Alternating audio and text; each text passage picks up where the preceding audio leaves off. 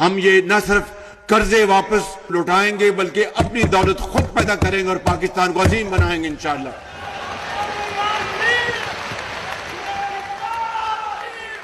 Pakistan's economy is once again under the spotlight, and this time the story is not about rescue but about the cost of survival. The International Monetary Fund has completed its second review of Pakistan's $7 billion bailout package, and it has added 11 new conditions, taking the total to 64 conditions in just 18 months.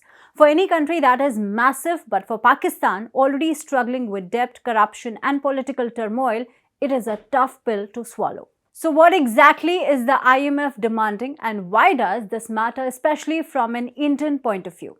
Let's break it down. The IMF says Pakistan's economy suffers from deep-rooted distortions. That means long-standing corruption, weak governance, and no accountability at the top. To fix this, the IMF has asked for a complete cleanup across government departments, financial systems, and state-run sectors. The biggest demand is unprecedented. Every senior civil servant at the federal level must declare their assets publicly by December 2026. These declarations will be uploaded on a government website, and banks will get full access to check if these officials own assets far beyond their income. Provincial officers will follow the same rules soon. The IMF also wants Pakistan to identify 11 high-risk departments that are most vulnerable to corruption. By October 2026, Islamabad must release detailed action plans for each of them. The National Accountability Bureau will coordinate all these plans. Provincial anti-corruption bodies will also get new investigation powers. For the first time, they will be allowed to access financial intelligence.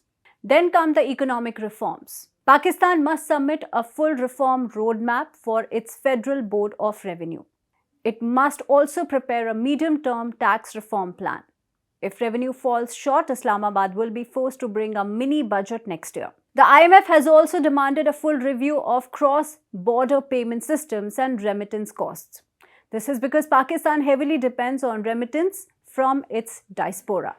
Another major demand is sugar market liberalization. Pakistan's sugar sector has long been dominated by politically powerful families, including members linked to major parties. The IMF wants that monopoly broken.